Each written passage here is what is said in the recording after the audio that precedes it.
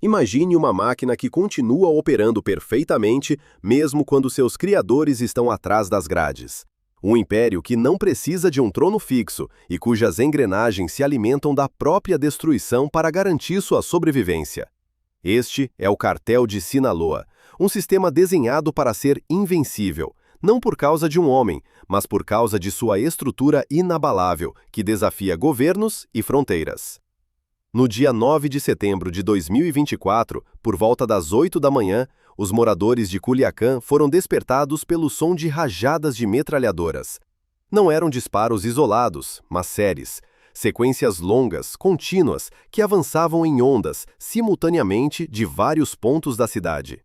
Às 9 da manhã, as ruas centrais da capital do estado mexicano de Sinaloa estavam desertas. As lojas fecharam, as escolas não abriram.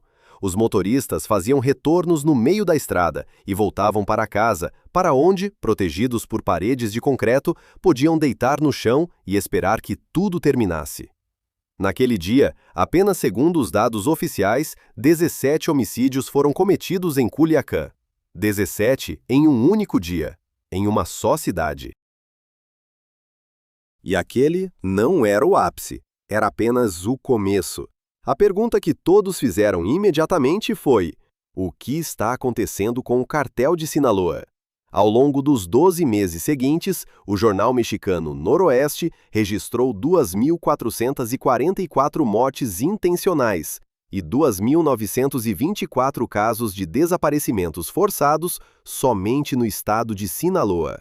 De acordo com dados da agência analítica Crashout, publicados em setembro de 2025, pelo menos 1.850 pessoas morreram em um único ano de guerra. Em média, 5 sequestros por dia. 46 agentes das forças de segurança foram mortos em fogo cruzado. Estes são dados das estatísticas oficiais do México. Os próprios investigadores admitem que os números reais são mais elevados, pois nem todos os corpos são encontrados, e nem todo corpo encontrado é contabilizado. Segundo o Latin Times de dezembro de 2025, o número de assassinatos de mulheres em Sinaloa atingiu 94, um recorde na última década. 38 dessas mortes ocorreram apenas em Culiacán. No entanto, a pergunta mais crucial é outra. Não é o que está acontecendo, mas por quê? Por que o maior cartel de drogas da história da humanidade, uma organização que controla, segundo estimativas do Escritório das Nações Unidas sobre Drogas e Crime, de 25% a 30% de todo o tráfico de drogas destinado aos Estados Unidos, começou de repente a destruir a si mesmo? Como uma organização que durante anos manteve seus líderes escondidos dos serviços de inteligência mais equipados do mundo, perdeu seus 2 chefes principais em apenas um mês de verão? E, acima de tudo, se o cartel está se desfazendo, por que o fentanil de Sinaloa ainda mata centenas de americanos todos os dias? Segundo os Centros de Controle e Prevenção de Doenças dos Estados Unidos, em 2024, overdoses por opioides sintéticos, principalmente o fentanil, ceifaram a vida de mais de 70 mil americanos. 70 mil em um ano. E isso supera todas as perdas dos Estados Unidos no Vietnã durante toda uma década de guerra. A vasta maioria desse fentanil é produzida em laboratórios nas montanhas de Sinaloa, a partir de precursores fornecidos por empresas químicas chinesas. O Cartel de Sinaloa não é apenas uma organização criminosa, é uma máquina de produção que mata mais pessoas do que a maioria dos conflitos armados no planeta. Exatamente agora, neste exato minuto. Para compreender como isso se tornou possível, é necessário entender um fato fundamental. O Cartel de Sinaloa não é uma organização no sentido convencional da palavra. É um sistema construído ao longo de 40 anos. Ele não possui um endereço único, um rosto específico ou um servidor que possa ser desligado. É uma rede de laboratórios de produção nas montanhas, corredores de transporte em passagens de montanha, intermediários financeiros em 3 continentes e conexões políticas que penetram no próprio Estado mexicano. É um sistema que sobreviveu à prisão de seu fundador, sobreviveu às suas 2 extradições e aos seus 2 fugas. E agora, mesmo com seus líderes sendo levados aos tribunais americanos, um por um, o sistema continua funcionando. No dia 20 de fevereiro de 2025, o Departamento de Estado dos Estados Unidos reconheceu oficialmente o Cartel de Sinaloa como uma organização terrorista estrangeira, o primeiro precedente desse tipo na história das relações entre Estados Unidos e México. No dia 9 de junho de 2025, o Departamento do Tesouro dos Estados Unidos impôs sanções contra-terroristas pessoalmente contra a facção Los Chapitos, baseando-se simultaneamente na legislação antinarcóticos e antiterrorismo. Em maio de 2026, um novo pacote de sanções foi aplicado contra as redes criptofinanceiras do cartel. Todas essas são medidas reais e sem precedentes, mas que não pararam o sistema, pois o sistema foi criado justamente para sobreviver a tudo isso. Naquele setembro de 2024, os habitantes de Culiacán fecharam as persianas e esperaram que tudo acabasse. Agora, em 2026, eles continuam esperando, enquanto pessoas armadas percorrem as ruas da cidade à noite. Só que agora, elas não estão em guerra com o Estado, estão em guerra umas com as outras. Esta é a história de como se constrói um cartel, de como ele opera por dentro, como mata e como negocia veneno, de como lava 30 bilhões de dólares por ano e como sobrevive apesar de tudo. Mas para entender seu funcionamento atual, é preciso voltar ao início, às montanhas, a uma pequena aldeia na costa do Pacífico do México, onde em meados do século passado nasceu um menino sem educação, sem conexões e sem perspectivas. Ele possuía apenas uma ferramenta, a metodologia de alguém que sabia que a carga mais valiosa na Sierra Madre não era ouro, era a estrada para o norte. E quem controla a estrada, controla tudo. Segundo o Departamento do Tesouro dos Estados Unidos, o alcance da rede do cartel inclui não apenas o México e os Estados Unidos. Até 2026, ele abrange cerca de 100 estados estrangeiros como pontos de trânsito, distribuição ou operações financeiras. Isso é mais do que a maioria das corporações transnacionais legais. A diferença é que as corporações pagam impostos, enquanto o cartel de Sinaloa paga subornos. E esse modelo, como mostram 40 anos de funcionamento, prova ser não menos sustentável. Outro detalhe que raramente chega às manchetes é que o cartel de Sinaloa é um empregador. Segundo estimativas de economistas mexicanos e centros de análise, somente no estado de Sinaloa, o setor criminal garante emprego direto a dezenas de milhares de pessoas. Seguranças, mensageiros, químicos, vigias de estradas, cozinheiros em laboratórios de drogas, motoristas. Todos esses são postos de trabalho com condições de trabalho pouco convencionais, mas com salário real. Em uma região onde o desemprego oficial é alto e a infraestrutura estatal é fraca, isso não é uma abstração. É uma realidade econômica que não pode ser eliminada apenas com prisões. A aldeia de Latuna de Badiraguato, no estado de Sinaloa, México.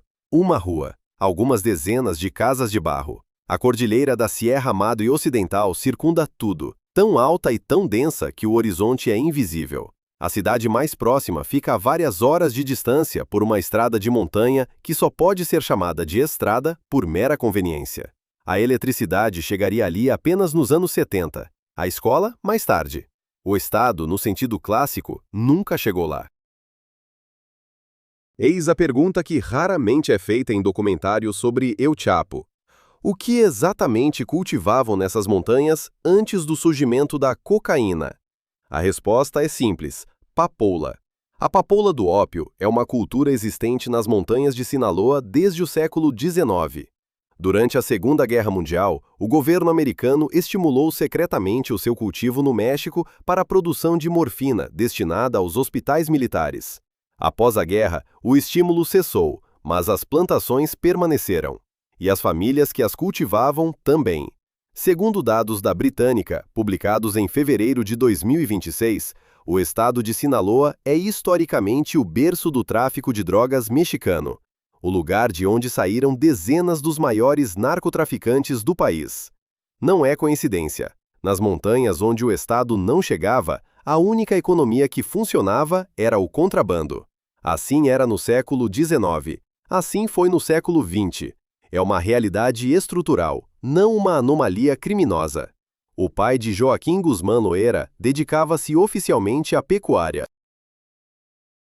De acordo com o material da biografia do jornalista Malcolm Beath, o último narco, a verdadeira fonte de renda da família era o cultivo de papoula e maconha para traficantes locais. Joaquim nasceu no dia 4 de abril de 1957, segundo algumas fontes. Outras indicam o início da década de 60. A data exata de nascimento nunca foi estabelecida oficialmente até hoje. Em Latuna, não se registravam nascimentos. As pessoas nasciam, cresciam e faziam o que seus pais faziam. Sua estatura era de 1,67 m, daí o apelido Chapo. Em espanhol, baixinho, sem condescendência, apenas uma descrição. Esse apelido se tornaria um nome que inspiraria terror em toda a América do Norte ao longo de 3 décadas. Mas na época, era apenas um adolescente de uma família pobre das montanhas, que tinha exatamente uma direção de carreira. No final dos anos 70, chegou à região um homem que mudou toda a arquitetura do tráfico de drogas mexicano. Seu nome era Pedro Avilés Pérez, um dos primeiros grandes organizadores do narcotráfico em Sinaloa, ativo desde a década de 60. Segundo a NBC News, foi Avilés quem tomou o jovem Guzmán como aprendiz, inicialmente como assistente no transporte de maconha para a costa do Pacífico, um ponto de entrada padrão. Nas montanhas de Sinaloa, só havia uma alternativa: trabalhar na terra por 200 pesos por mês. A principal estrutura do narcotráfico mexicano na época era o cartel de Guadalajara, de Miguel Ángel Félix Gallardo, o Padrinho. Uma corporação vertical com um centro único, um caixa único e rotas únicas da Colômbia, passando pelo México até os Estados Unidos. Segundo a britânica, a maior parte da cocaína que entrava nos Estados Unidos no início dos anos 80 passava por suas estruturas. Foi lá que Joaquim Guzmán Loera recebeu sua verdadeira educação: logística, financiamento, corrupção e violência como último recurso. Félix Gallardo dava-lhe tarefas de transporte. Guzmán entregava sempre no prazo. Sempre. Sem palavras desnecessárias. Ele era valorizado exatamente por isso. Tudo desmoronou no dia 7 de fevereiro de 1985. Naquele dia, agentes do cartel sequestraram, torturaram e mataram um agente do DEA, Henrique Kiki Camarena. Foi um erro catastrófico. A pressão americana sobre o México tornou-se sem precedentes. Em abril de 1989, Félix Gallardo foi preso. Seus territórios foram divididos: Tijuana para os irmãos Arellano Félix, Juárez para a família Carrillo Fuentes e o Golfo para García Ábrego, e a Rota do Pacífico, em Sinaloa, para Joaquim Guzmán e seu parceiro Héctor Palma Salazar. Guzmán voltou para casa, para as montanhas, para sua terra natal. Lá, entre pessoas que conhecia desde a infância, em um sistema de laços familiares e de clã que o Estado nunca controlou, ele começou a construir sua organização. Metodicamente, os primeiros aliados foram clãs da mesma aldeia e de comunidades vizinhas, famílias que se dedicavam ao contrabando desde os tempos de seus avós. Sua vantagem estratégica sobre qualquer concorrente era que Sinaloa não era apenas o lugar de base, era sua própria tribo. Seu próprio povo, pessoas impossíveis de comprar porque já eram leais a ele. Em 1991, menos de 2 anos após a queda do cartel de Guadalajara, a organização de Guzmán já era reconhecida pelos investigadores americanos como um grupo transnacional independente. Chamavam-na de várias formas: Federação Pacífico, Organização Guzmán, Grupo Sinaloa. Mas nas montanhas da Sierra Madre todos sabiam uma coisa: El Chapo estava construindo algo novo, algo que ainda não existia no México, e estava construindo rápido. Paralelamente a Guzmán, na formação do novo cartel, participou Ismael Zambada Garcia, El Mayo. A aliança entre eles, selada ainda nos anos 90, criou o que o mundo conheceria como Cartel de Sinaloa. Não apenas um homem, mas duas personalidades diferentes. Guzmán, midiático, audacioso, com propensão para a teatralidade. Zambada, sombrio, cauteloso, que nunca aparecia em público. Foi essa combinação que se tornou a base arquitetônica do cartel pelas décadas seguintes. Naquela época, Latuna era uma aldeia sem nome nas montanhas. Agora é patrulhada pelo exército mexicano. Admiradores da narcocultura visitam periodicamente o local de nascimento da lenda. No entanto, os militares ainda preferem não se aproximar da aldeia sem necessidade extrema, porque as montanhas pertencem àqueles que nasceram nelas. Isso não é uma metáfora, é uma realidade operacional.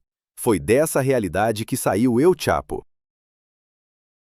E é nela que ainda vivem aqueles que constroem seu legado.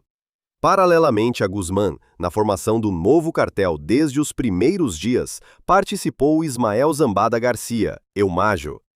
Sua união, consolidada no final dos anos 80 e início dos 90, criou o que o mundo conheceria como Cartel de Sinaloa.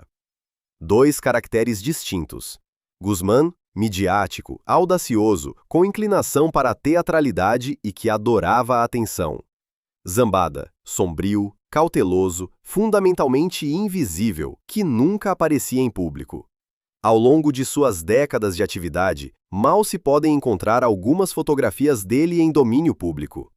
Foi essa combinação, um rosto público e um estrategista invisível, que se tornou a base arquitetônica do cartel. Guzmán atraía a atenção, Zambada gerenciava a estrutura. É por isso que, quando Guzmán foi extraditado para os Estados Unidos em janeiro de 2017, o cartel não colapsou, porque a verdadeira base estratégica permaneceu em liberdade por mais 8 anos. Outra figura-chave do início de Sinaloa foi Héctor Luiz Palma Salazar, apelidado de El Güero, o Loiro, cofundador e primeiro aliado público de Guzmán. O tandem deles controlou a rota de drogas do Pacífico desde o final dos anos 80. Palma foi preso em 1995. Libertado. Preso novamente. A história de Palma é a história de que, em Sinaloa, a prisão nunca foi o ponto final. Era apenas uma pausa. 1993, 3 de abril, aeroporto de Guadalajara. Na sala de embarque, um cardeal da Igreja Católica, Juan Jesus Posadas Ocampo, é assassinado. 8 balas. Por erro. Os pistoleiros do cartel de Tijuana visavam outra pessoa, Joaquim Guzmán Loera. El Chapo foge. Avião, fronteira, Guatemala. Foi esse assassinato, no qual Guzmán não foi a vítima, mas o alvo, a primeira prova pública de quem ele já era. Não um pequeno contrabandista das montanhas. Não um mensageiro. Já era um grande jogador, perigoso o suficiente para que seus concorrentes quisessem sua morte, e cauteloso o suficiente para sobreviver. Guzmán foi detido na Guatemala, extraditado para o México. Em junho de 1993, ele foi parar na prisão de Altiplano, considerada na época a mais protegida do país. O que exatamente acontecia naquela cela é bem conhecido. Guzmán continuava a gerenciar o cartel. Através de advogados, através de parentes, através de guardas que eram subornados sistematicamente.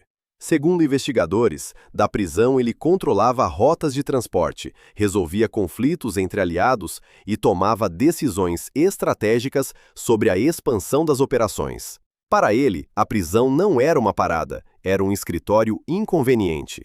No dia 19 de janeiro de 2001, ele fugiu. Segundo uma versão, dentro de um cesto de roupa suja transportado em um caminhão. Segundo outra, saiu pela porta da frente após subornar toda a equipe.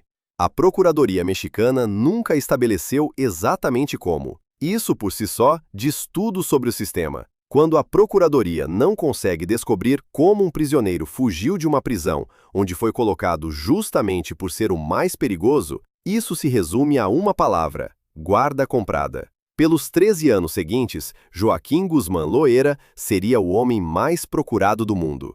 FBI, DEA, Interpol, Exército Mexicano, todos procuram, ninguém encontra. Em 2003, a Forbes incluiu-o pela primeira vez na lista das pessoas mais ricas do planeta, com uma fortuna de $1 bilhão. Essa é uma estimativa da revista.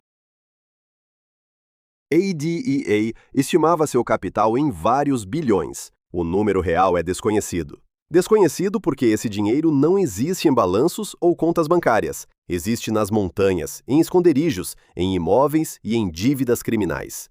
Naqueles anos, o cartel de Sinaloa, sob a liderança de Guzmán, controlava, segundo dados do Departamento de Justiça dos Estados Unidos, cerca de 50% de todo o tráfico de drogas do México para os Estados Unidos.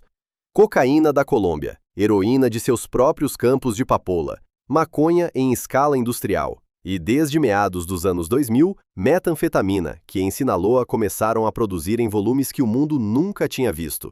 A inovação-chave de Guzmán foram os túneis. Não um, nem dois, centenas. Segundo dados da Agência de Alfândega e Proteção de Fronteiras dos Estados Unidos, apenas no trecho entre Tijuana e San Diego, entre os anos 90 e 2020, foram descobertos mais de 200 túneis subterrâneos. O mais complexo, o túnel Sinaloa, descoberto em novembro de 2015, 800 metros de comprimento, mais de 2 metros de altura, iluminação, ventilação, um carrinho sobre trilhos para transporte de carga.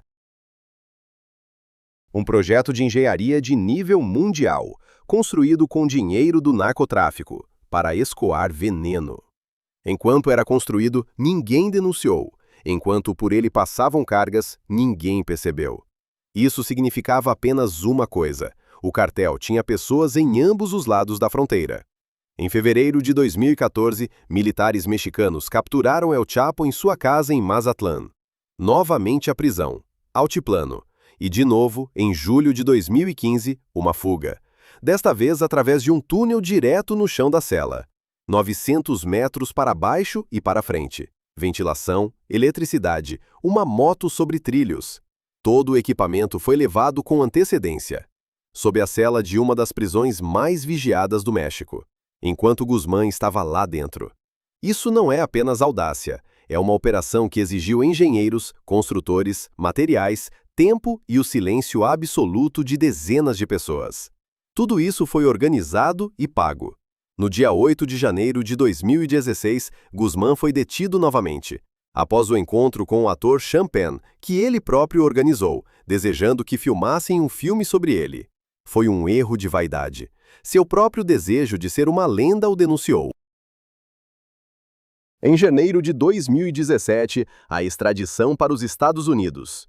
Em julho de 2019, prisão perpétua mais 30 anos no Tribunal Federal do Distrito Leste de Nova York. Atualmente, ele está detido na prisão ADX Florence, a Supermax americana no Colorado. Sem passeios, sem luz natural, sem visitas, sem permissão. Cela 23 horas por dia. Naquela época, em 93, ele fugiu do aeroporto de Guadalajara, levando no bolso apenas a vida. Agora, está em uma cela sem janelas. Mas a organização que ele criou vive. E isso é o mais importante a entender sobre o cartel de Sinaloa. Ela não foi criada para uma única pessoa. Foi criada como um sistema que sobreviveria a qualquer pessoa. E foi exatamente isso que ela conseguiu. Vale mencionar à parte o que a mídia ocidental chama de narcocultura de Sinaloa. Não é apenas a romantização do crime. É um sistema social profundamente enraizado, no qual o cartel é percebido por parte da população como um empregador legítimo, patrocinador de festas e garante da ordem nas áreas onde o Estado não chega. Nas comunidades montanhosas da Sierra Madre, o cartel financia a construção de igrejas, estradas e escolas. Isso compra o silêncio, compra a lealdade e cria uma rede de informação composta por centenas de olhos e ouvidos, moradores locais que informarão sobre o surgimento de estranhos muito antes de uma patrulha do exército chegar à passagem necessária. É por isso que as maiores operações militares nas montanhas de Sinaloa terminam regularmente com um objetivo: laboratório, esconderijo, posto de comando, vazio na chegada. A informação chega antes. Sempre. Não é coincidência ou sorte. É uma infraestrutura de inteligência humana construída ao longo de 40 anos, comprando lealdade e medo. Eis a pergunta que raramente é feita em voz alta. Como exatamente o cartel de Sinaloa é organizado por dentro? Não no sentido de quem é o chefe. Essa é uma pergunta simples demais para uma organização tão complexa. Mas no sentido, quem toma as decisões? Quem gerencia os laboratórios? Quem é responsável por garantir que o fentanil produzido nas montanhas de Sinaloa acabe no bolso de um adolescente em Ohio, a 3.000 milhas de distância? A resposta é mais complexa do que parece. O cartel de Sinaloa não é uma pirâmide com um chefe no topo. É uma federação. Uma rede descentralizada, na qual várias facções grandes agem de forma relativamente autônoma, unidas por rotas comerciais comuns, fornecedores de precursores químicos e, o que é mais importante, por um sistema de divisão de lucros. É isso que a torna estruturalmente resiliente. Não há um ponto único de comando, não há um ponto único de colapso. É uma decisão arquitetônica fundamental, tomada ainda no final dos anos 90, intencionalmente, justamente para sobreviver às prisões de líderes. Segundo dados do Departamento do Tesouro dos Estados Unidos, do comunicado de imprensa de sanções de 25 de setembro de 2025, no momento do confronto atual, o cartel é dividido em duas facções principais. A primeira, Los Chapitos, os 4 filhos de El Chapo Guzmán, Artivaldo Ivan, Jesus Alfredo, Joaquim e Ovídio, reconhecidos oficialmente como líderes da facção após a prisão do pai. 2. Ovídio e Joaquim já estão sob custódia nos Estados Unidos e negociam acordos de delação. 2. Ivan e Alfredo permanecem em liberdade e gerenciam Los Chapitos de fato, vivendo em fuga constante.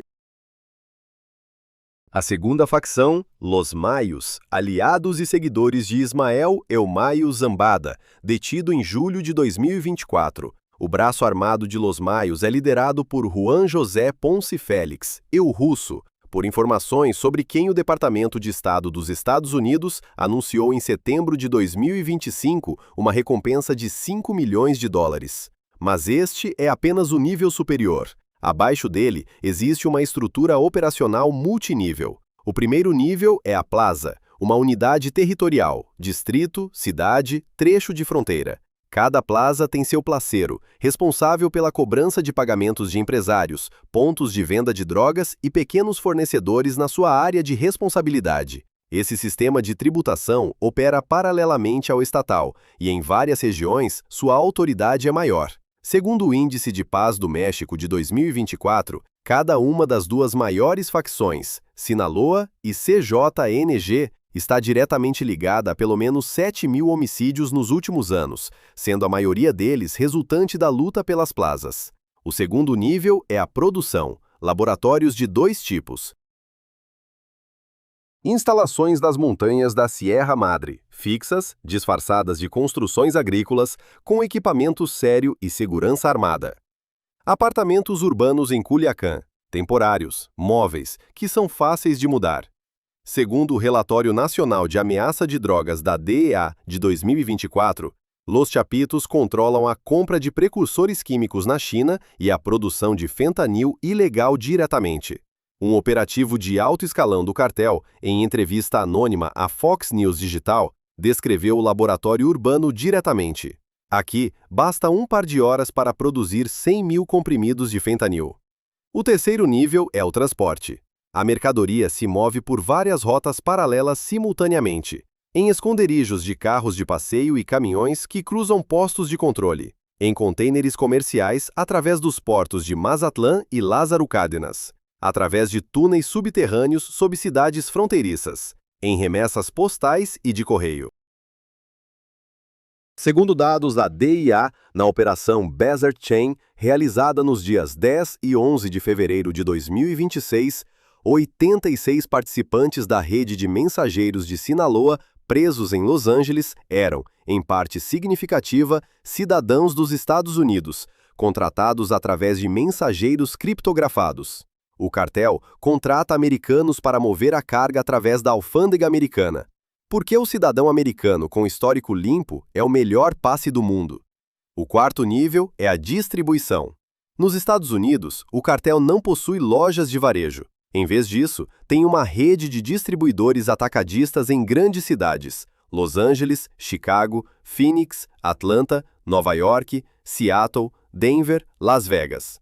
Segundo a DIA, no momento da Operação Desert Chain, Los Angeles era o coração financeiro das operações norte-americanas do cartel. Era lá que ocorria a coleta massiva de receita em dinheiro vivo, que depois era convertida em criptomoeda e enviada para o México. O quinto nível é a segurança. Sicários, as unidades de combate do cartel. armados com armamento automático e frequentemente veículos blindados.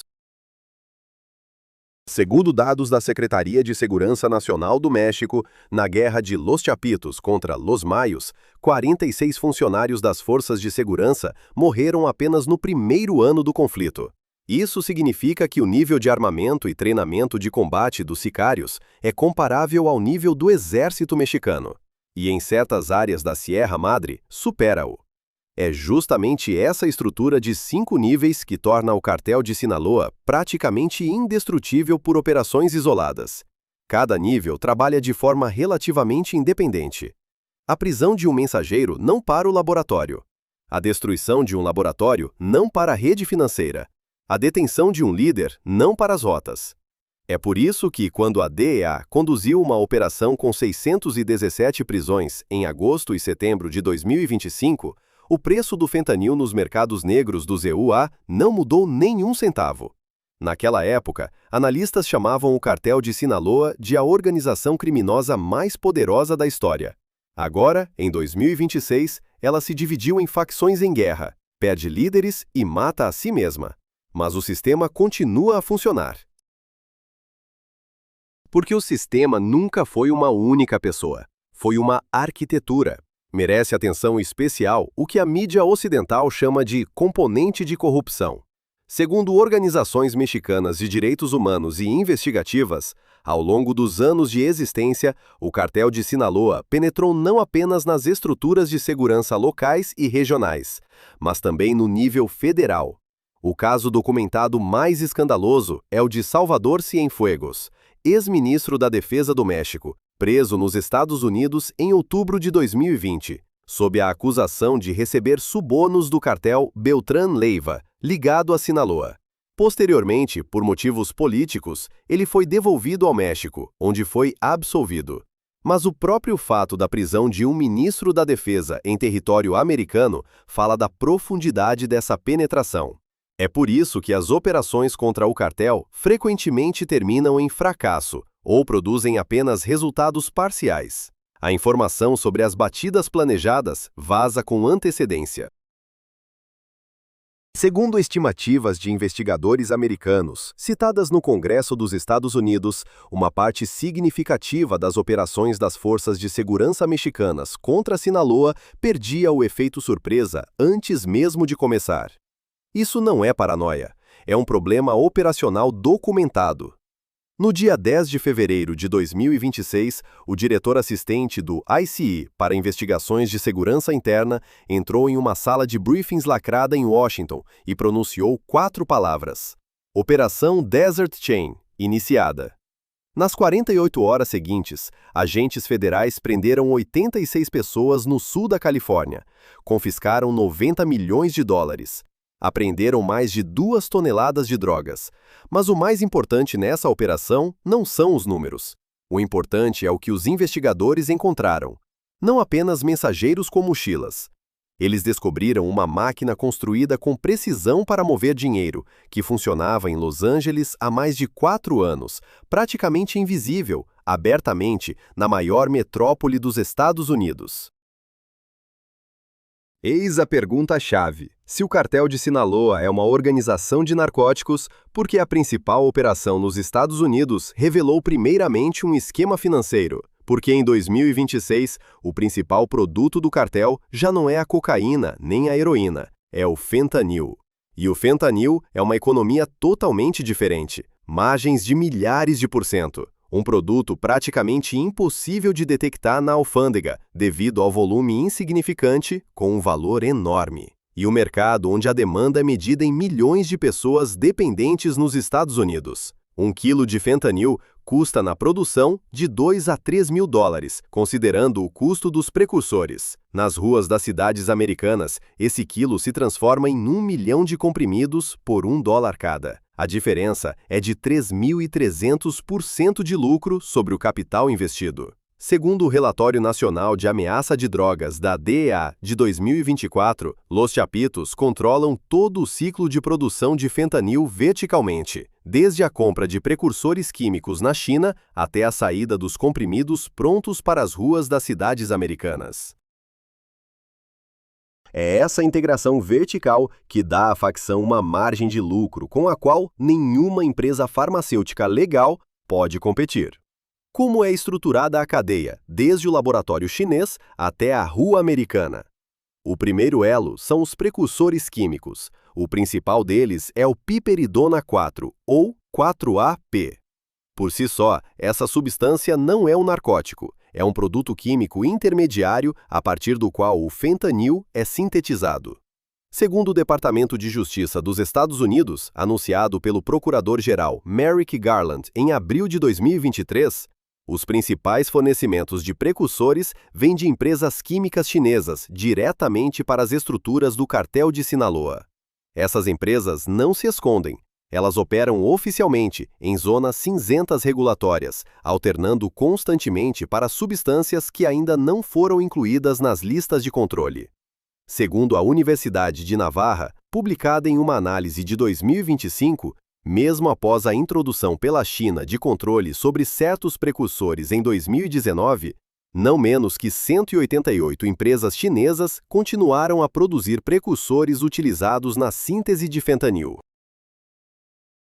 O segundo elo é o transporte marítimo. Navios porta-contêineres partem de portos chineses para os portos mexicanos do Pacífico, Manzanillo, no estado de Michoacán, e Mazatlán, em Sinaloa. Os precursores estão escondidos em centenas de milhares de contêineres legais. Segundo o ex-comissário da Polícia Federal do México, Manelit Castilla, citado na investigação da Fox News Digital, detectar substâncias ilegais nesse fluxo é praticamente impossível. É uma solução de engenharia, não uma brecha. O cartel estudou os algoritmos alfandegários e estruturou os envios justamente para ser invisível no ruído estatístico. O terceiro elo são os laboratórios no México. Dois tipos. Primeiro, instalações nas montanhas da Sierra Madre, fixas, com equipamento sério e segurança armada, disfarçadas de construções agrícolas. Segundo, apartamentos urbanos em Culiacán, móveis, que podem ser movidos durante a noite. Segundo o operativo do cartel, que deu uma entrevista anônima à Fox News Digital, em um apartamento desses é possível produzir 100 mil comprimidos de fentanil em 2 horas.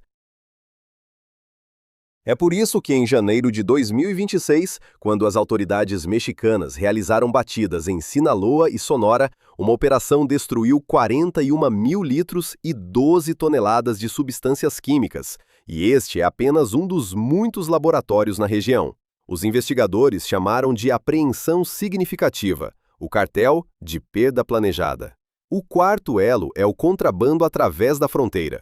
Segundo a investigação do Mexico Observer de março de 2026, Sinaloa utiliza 5 métodos principais: caminhões comerciais com compartimentos secretos, cavidades especiais em carros de passageiros, cidadãos americanos como mulas, travessias de pedestres ilegais em áreas pouco povoadas e, cada vez mais, remessas postais e de correio com marcações falsas.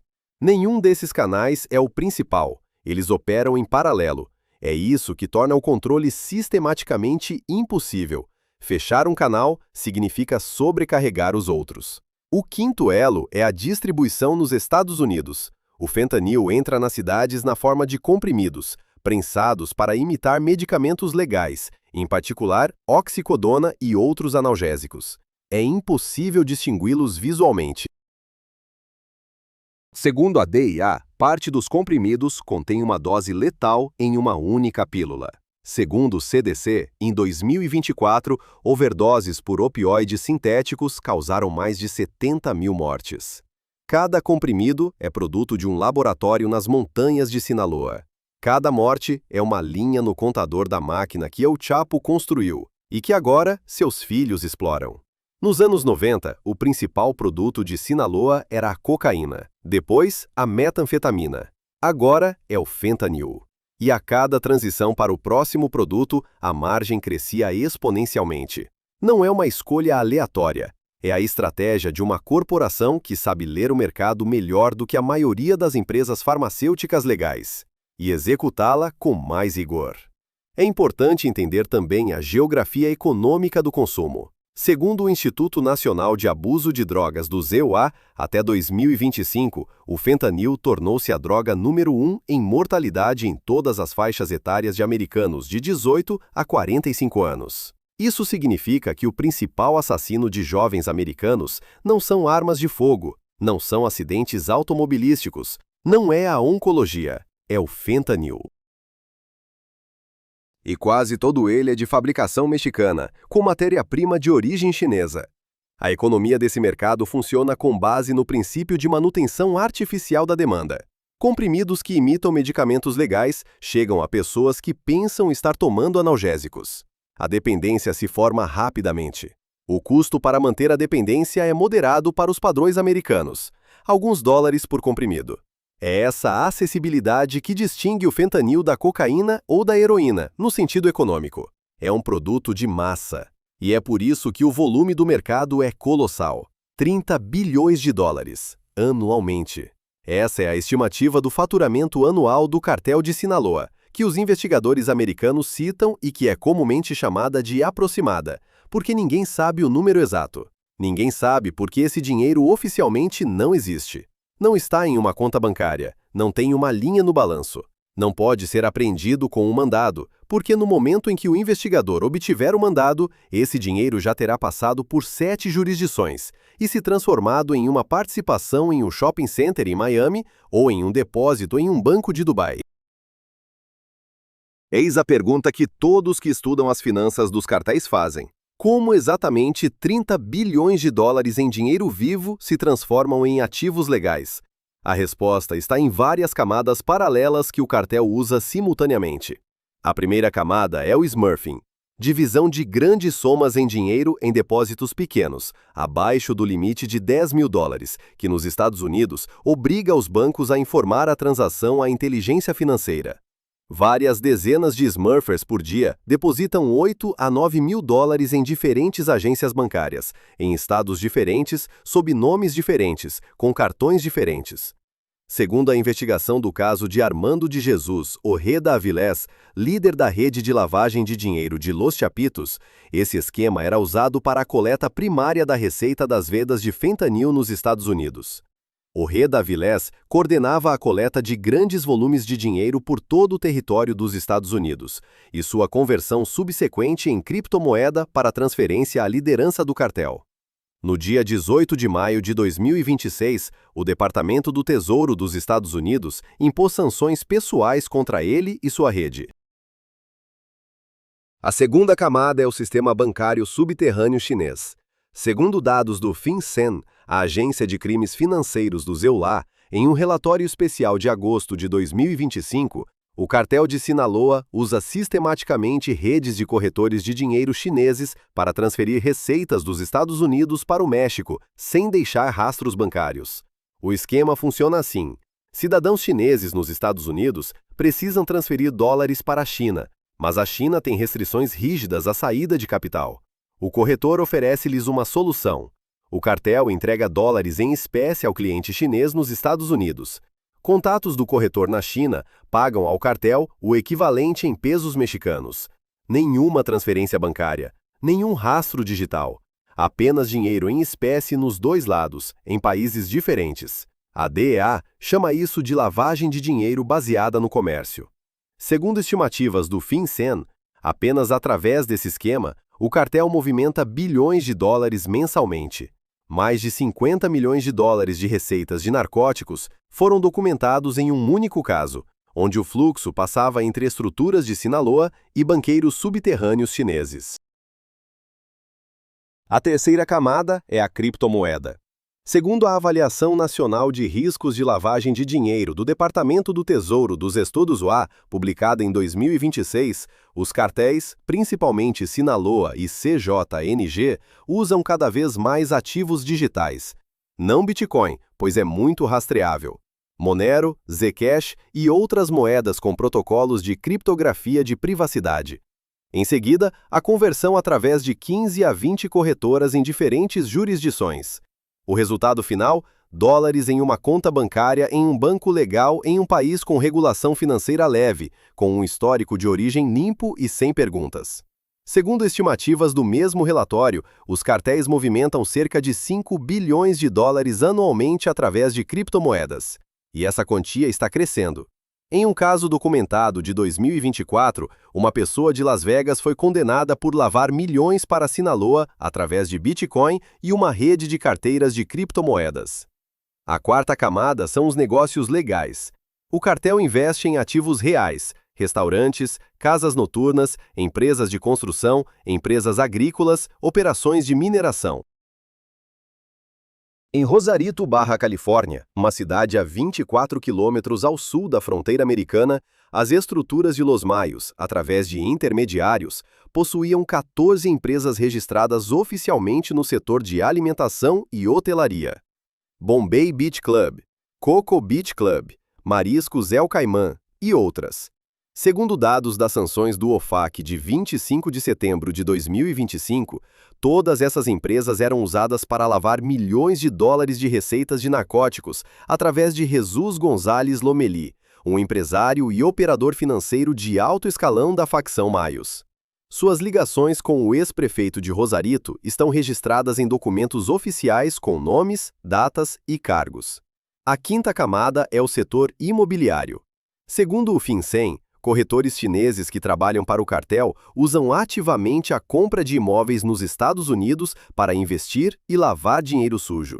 Empresas de fachada, registradas em estados com legislação corporativa leve, Delaware, Wyoming, Nevada, compram imóveis residenciais e comerciais com dinheiro à vista, sem hipoteca. Um apartamento em Miami, uma casa em Las Vegas, um prédio de escritórios em Los Angeles. Segundo a Avaliação Nacional de Riscos de Lavagem de Dinheiro de 2026, são as transações imobiliárias que são um dos canais de lavagem de cartéis mais difíceis de rastrear nos Estados Unidos, porque a legislação americana, até recentemente, não exigia a divulgação dos beneficiários reais em transações sem hipoteca. O que exatamente os investigadores procuram e por que é tão difícil? Smurfing, transações baseadas em comércio. Crypto-tumblers, empresas fictícias. Cada método individualmente é legalmente difícil de qualificar. Apenas o conjunto de indícios permite construir um caso criminal. E no momento em que o caso está pronto, o dinheiro já foi transferido, transformado e está operando na economia legal. Naquela época, nos anos 90, o principal método de lavagem era o esquema do mercado negro do peso. Dólares do narcotráfico nos Estados Unidos eram trocados por exportações mexicanas legais. Agora, é uma infraestrutura financeira de 5 níveis, com protocolos de privacidade de criptomoedas, bancos subterrâneos chineses e portfólios imobiliários em 3 continentes. O sistema tornou-se significativamente mais complexo. Os investigadores também. Mas o dinheiro continua se movendo mais rápido do que os mandados. É notável que a tecnologia de lavagem de criptomoedas não permanece estática.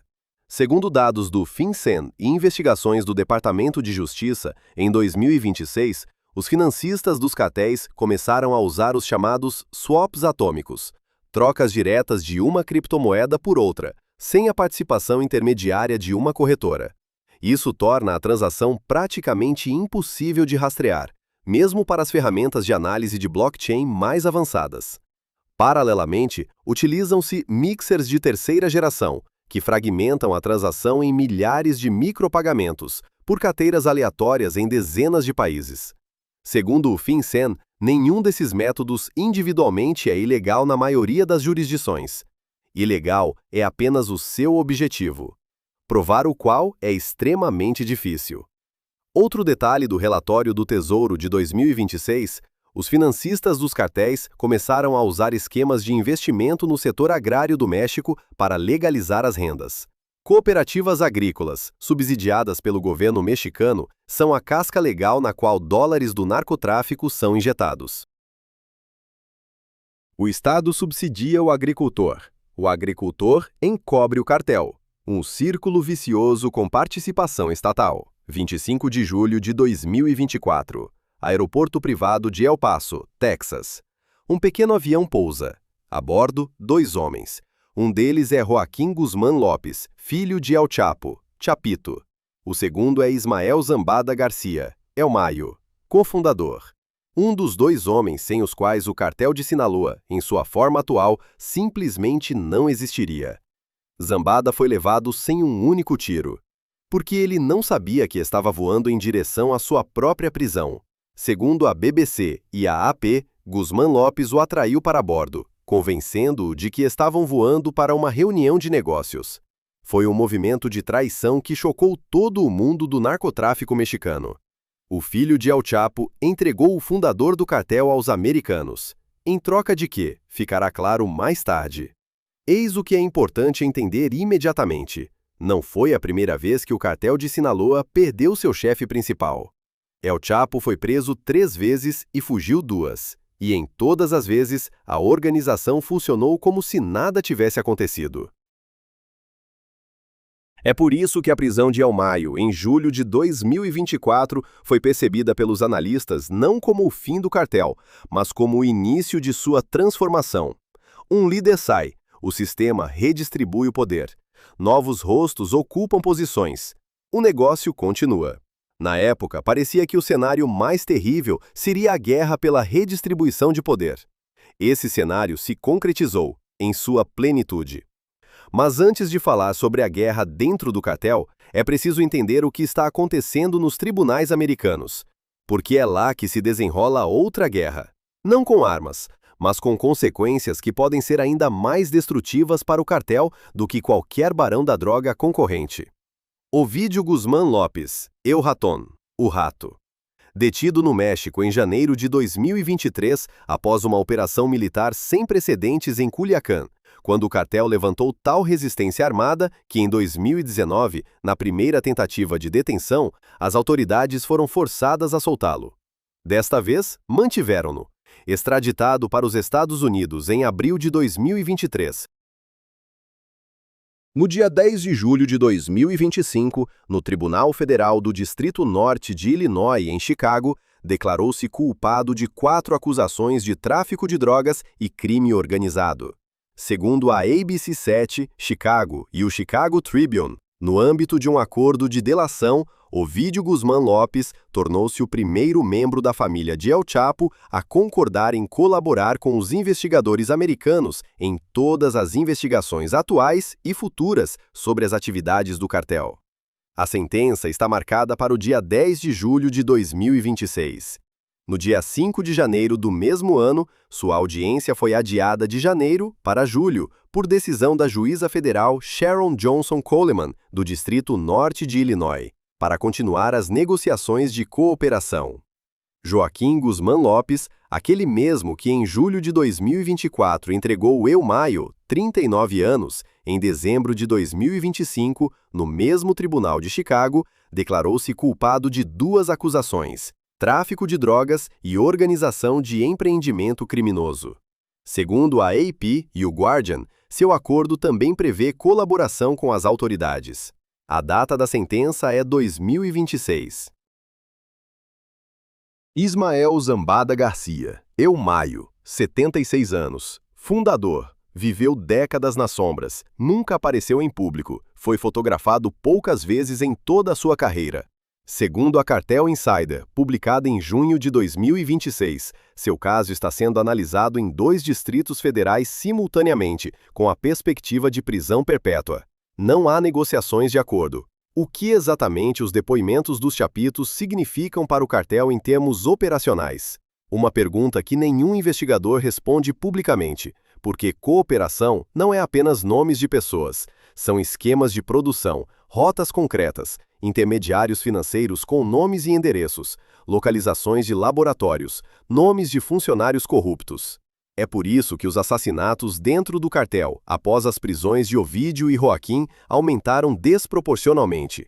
Cada um que sabia o suficiente para entrar em seus depoimentos tornou-se uma ameaça para os sobreviventes.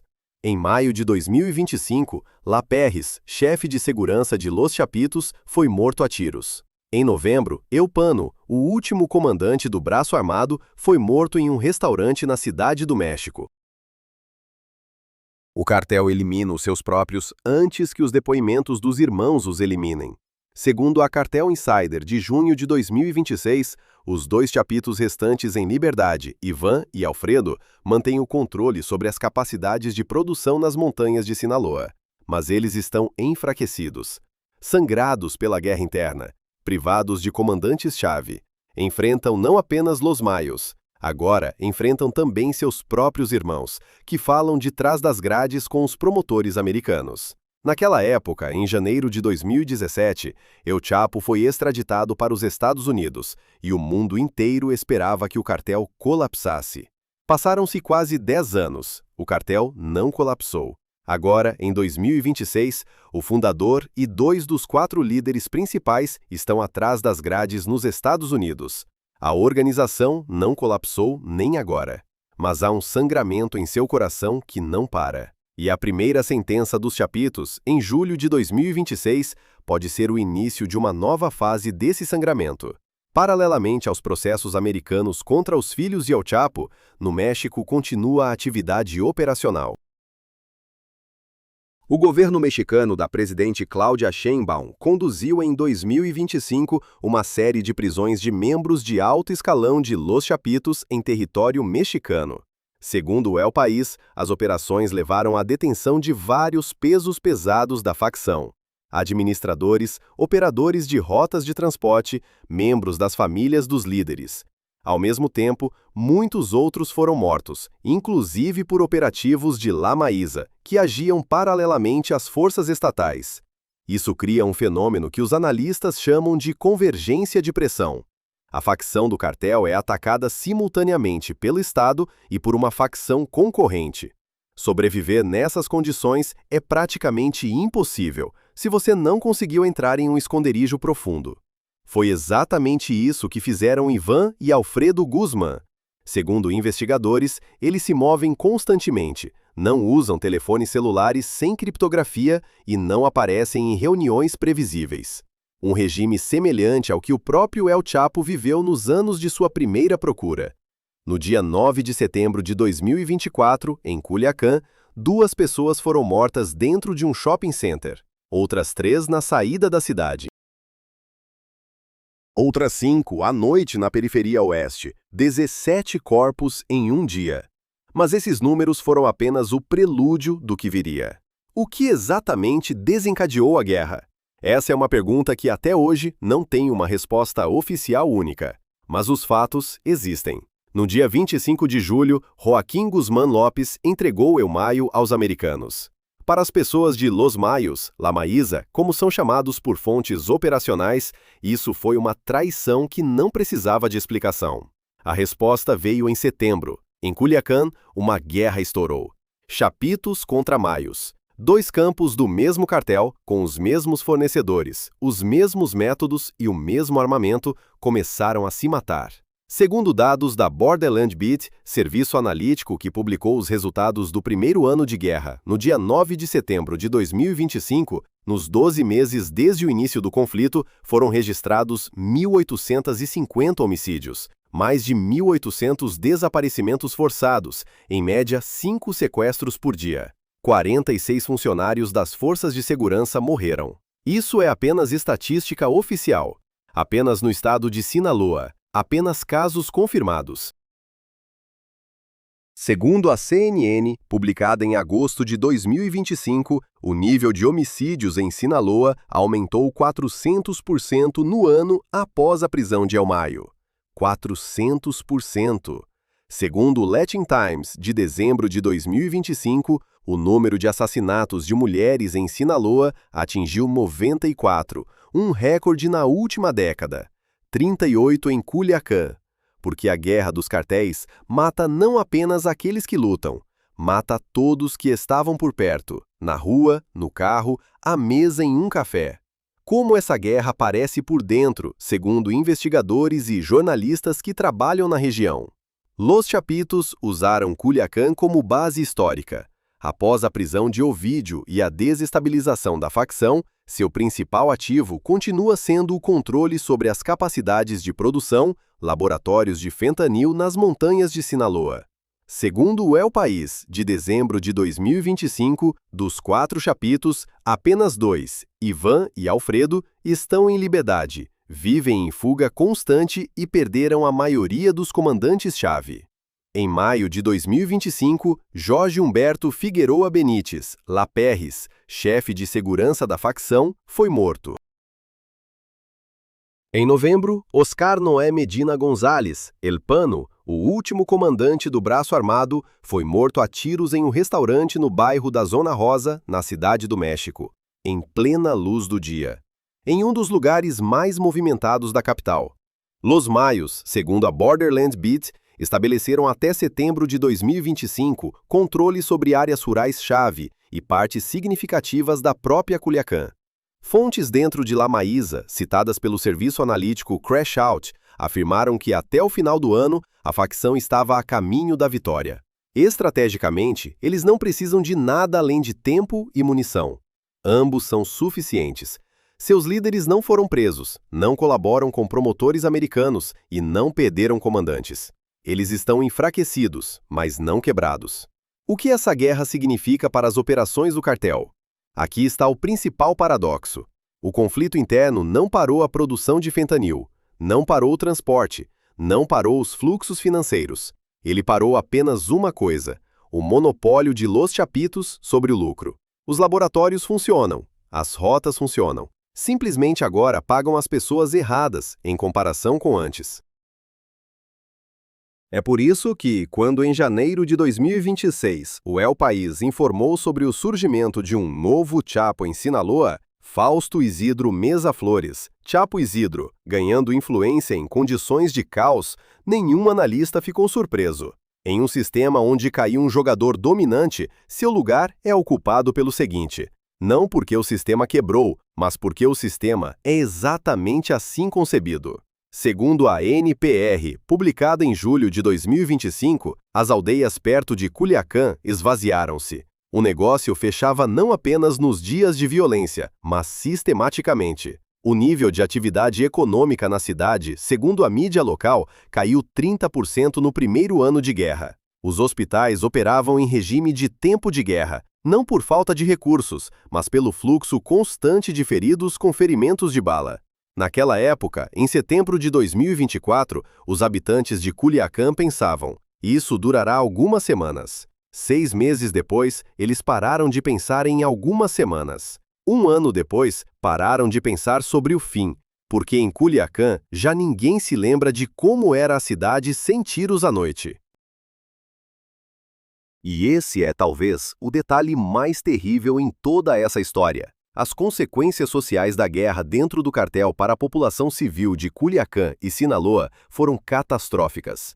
Segundo ONGs locais e jornalistas que trabalham na região, durante os 2 anos de guerra em Sinaloa, foram registrados deslocamentos forçados em massa da população. Famílias abandonavam bairros inteiros de Culiacán, conhecidos como zonas de influência, desta ou daquela facção.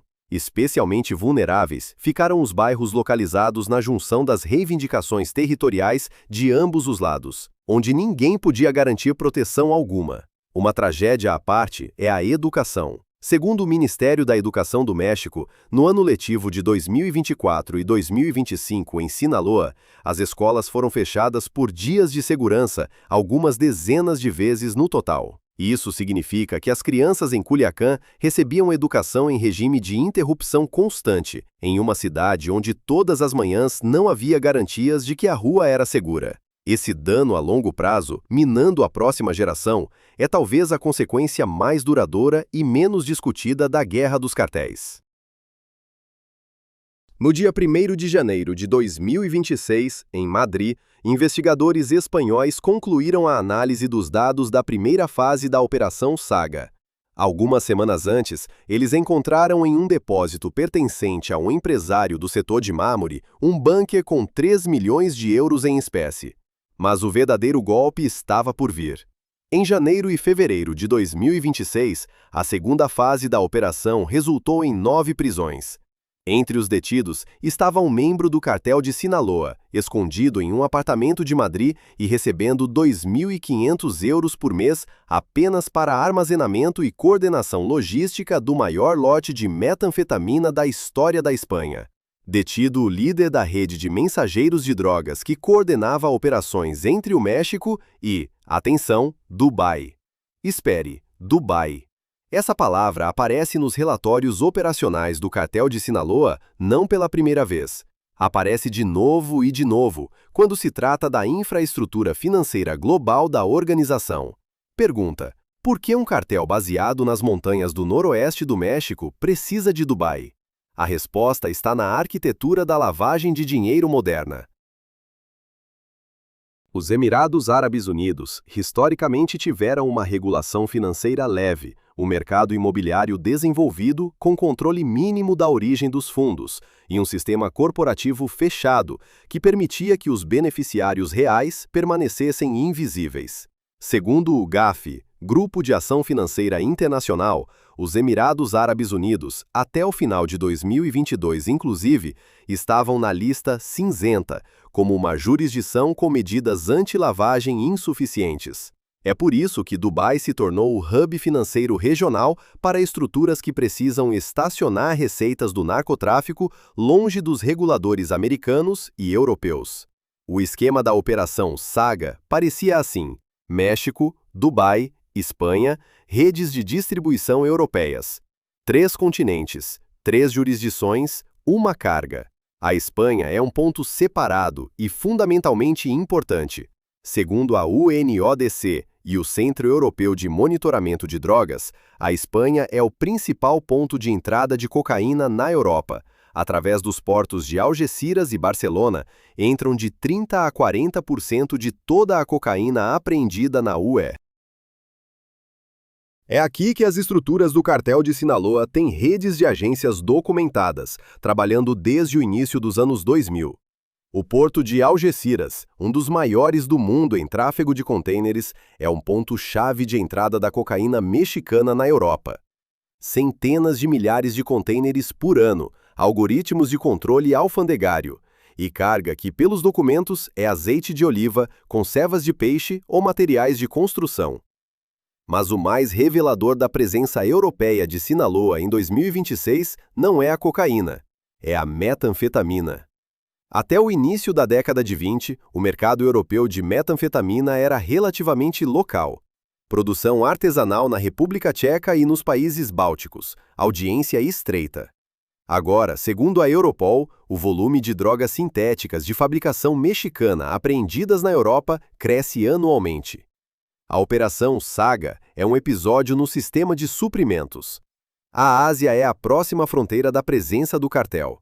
Segundo a UNODC, a produção de drogas sintéticas na região do Triângulo Dourado, Mianmar, Laos, Tailândia, atingiu volumes recordes até 2025. Sinaloa não produz lá, mas está presente como comprador de precursores e como fornecedor de esquemas financeiros e logísticos. Segundo analistas da Insight Crime, o cartel tem contatos documentados com produtores asiáticos de componentes químicos, fornecidos através de terceiros países para a produção mexicana de fentanil. Os Estados Unidos permanecem sendo o principal mercado. Segundo a DIA, a operação Desert Chain, em fevereiro de 2026, é apenas uma das várias dezenas de grandes operações realizadas desde o início do ano. De agosto a setembro de 2025, durante uma operação semanal da DIA em 23 distritos de campo e 7 regiões estrangeiras, 617 pessoas foram presas, 480 unidades de fentanil em pó foram apreendidas, 207 mil comprimidos de fentanil, 2.469 quilos de cocaína, 420 unidades de armas de fogo e ativos no valor de quase 13 milhões de dólares. O diretor da DIA comentou isso com uma frase: "O alcance do cartel de Sinaloa é enorme e incessante." É exatamente essa palavra, incessante, que descreve com mais precisão a situação em 2026. No dia 20 de fevereiro de 2025, o presidente dos Estados Unidos, Donald Trump, reconheceu o cartel de Sinaloa como uma organização terrorista estrangeira, decisão que abriu a possibilidade de aplicação da legislação antiterrorista contra seus membros e financiadores em todo o mundo. 9 de junho, sanções contra Los Chapitos, por 2 decretos separados sobre o combate ao terrorismo e às drogas. 25 de setembro, sanções contra Los Mayos e redes financeiras específicas em Rosarito. 19 de maio de 2026, um novo pacote contra redes de criptomoedas de Los Chapitos. Tudo isso são medidas reais com consequências jurídicas reais. Tudo isso não interrompe os suprimentos. Naquela época, no início dos anos 2000, o cartel de Sinaloa era uma organização mexicana regional, com um canal bem desenvolvido nos Estados Unidos. Agora, em 2026, é uma infraestrutura criminosa global, com ativos e agentes em 3 continentes, hubs financeiros em Dubai, armazéns em Madrid, portos na Espanha, laboratórios no México e redes de distribuição em 50 cidades americanas. A diferença são 20 anos de trabalho, sem folgas, sem feriados, sem paradas. E é exatamente por isso que o que está acontecendo com o cartel em 2026 é importante entender corretamente. Ele não está colapsando, ele está se reestruturando. Um tema separado e extremamente importante é a influência de Sinaloa nos países da América Latina fora do México. Segundo dados da UNODC, o cartel tem laços operacionais documentados na Colômbia, compra de cocaína, Peru e Bolívia, suprimentos alternativos de coca, Argentina, trânsito para a Europa, Brasil, Porto de Santos como ponto de embarque, e América Central, corredores de trânsito. Não são contatos episódicos, são relações de negócios sustentáveis com grupos criminosos organizados locais, seladas por acordos de longo prazo sobre a divisão de rotas e resolução de conflitos. Na Colômbia, as estruturas de Sinaloa trabalham com vários grupos que surgiram das Farc e do cartel de Medellín, agora desintegrados. Na Argentina, usam o Porto de Buenos Aires como um dos nós de trânsito para os suprimentos europeus. É por isso que quando os investigadores europeus descobrem um grande lote de cocaína na Espanha ou nos Países Baixos, o rastro muitas vezes leva através de 3 ou 4 países latino-americanos antes de chegar à fonte mexicana. Essas não são rotas aleatórias, é uma cadeia projetada por engenharia de complexidade máxima. No dia 15 de janeiro de 2026, militares mexicanos conduziram batidas em Sinaloa e Sonora. Um laboratório clandestino foi destruído. Mais de 41 mil litros e 12 toneladas de substâncias químicas foram apreendidos. Daniel Alfredo N., conhecido como Eu Cubano, foi detido. Conferência de imprensa, fotografias, manchetes na mídia internacional. 36 horas depois, 3 pessoas foram mortas em Culiacán. Isso não estava relacionado com a batida, foi apenas mais uma noite comum. Eis a essência de 2026 para o cartel de Sinaloa. É o ano em que tudo acontece e nada muda. Batidas existem, prisões existem, sanções existem, sentenças estão sendo preparadas. E ao mesmo tempo, o sistema continua a funcionar, porque o sistema nunca dependeu de pessoas concretas e laboratórios concretos. O que exatamente está acontecendo agora, em junho de 2026, em cada direção-chave? Nos tribunais americanos. No dia 10 de julho de 2026, a sentença de Ovidio Guzmán Lopes em Chicago. Segundo a Cartel Insider, Ovidio e Joaquim, no âmbito de seus acordos de delação, buscam penas inferiores à prisão perpétua, em troca de cooperação total com os investigadores americanos. Quão completa será essa cooperação e quão perigosos serão seus depoimentos para os membros sobreviventes do cartel? Essa sessão dará a resposta. Simultaneamente, o caso de Ismael Zambada é analisado em 2 distritos federais. O fundador do cartel está em uma prisão americana, 76 anos. Segundo dados disponíveis, não há negociações de acordo por parte dele. Ele está em silêncio. Nesse silêncio, o último ato de um homem que permaneceu nas sombras por toda a vida. No México, Segundo o El País, de janeiro de 2026, o principal beneficiário da guerra entre Los Chapitos e Los Mayos é Fausto Isidro Meza Flores, Chapo Isidro, líder de um grupo que se fortalece em condições de caos.